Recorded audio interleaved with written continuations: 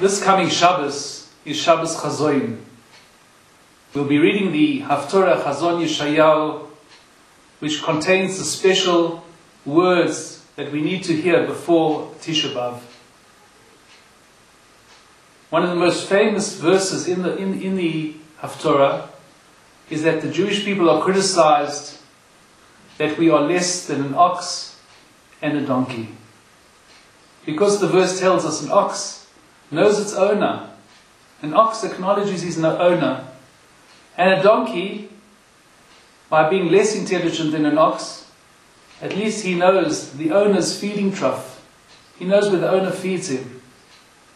But Israel, in contrast, does not know Hashem.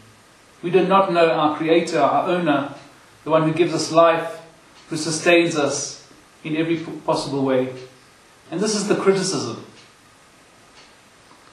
This verse is also reflected in the halacha, in the law, of when a Jewish court is obligated to give someone lashes, and they have to give him a punishment of whipping or lashes.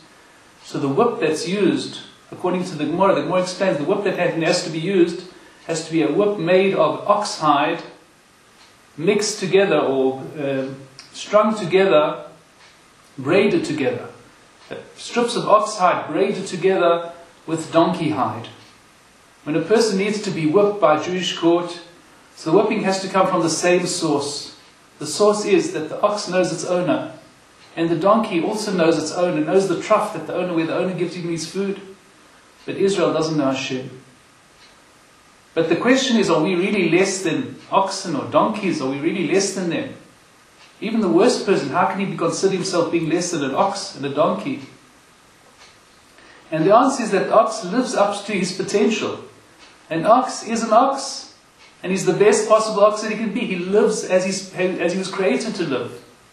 And a donkey also lives up to its potential of being a donkey. But we are human, and we have this amazing human potential. And we are not living up to our potential. And if we're not living up to our potential, then we're less than the ox and the donkey. Hashem has given us the most amazing gift of intelligence. And it's for us to activate our intelligence, to use our intelligence. And if we don't use our intelligence to build ourselves, to become the people that we can be, then in fact we are less than the ox and the donkey. And this is the question we need to ask ourselves. We have to be asking ourselves, what is my potential? Really, each person has to be asking himself this vital question, what is my potential? And how can I actualize my potential? How can I make my potential happen? And the promise of the Torah is that if we will seek out to actualize our potential, to live our potential, if we'll use our intellect and our inquiring mind to always ask, day by day, every day we should be asking ourselves, what can I be doing today? How can I be growing more today? How can I be doing more today than I was doing yesterday or last week or last month? How can I become more? How can I do more? If we'll turn our intellect and we'll focus our intellect, we'll concentrate our intellect on fulfilling our potential, then we won't be in a state of loss and destruction.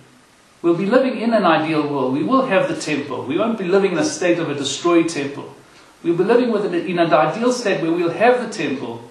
We'll have the Jewish people gathered together.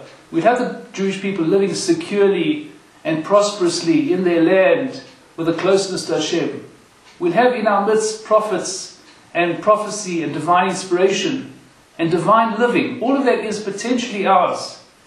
And we have to realize that the only reason we're lacking it at the moment, the only reason we don't have all that potentially is ours, is because in the meantime we have not done our own potential. We have not realized our own potential. And who can say that he is realizing his potential? But we have to be at least striving to realize our potential. Maybe we can't know for sure that we're doing our potential. We can never know that we're doing our best. No one can ever know that. But we can know that we're striving to do our best. We're striving to use our potential. We're striving to be more. And we do this by intellectually asking this question, intellectually asking of ourselves and demanding of ourselves to discover what is it that we're able to do and how can we best do it.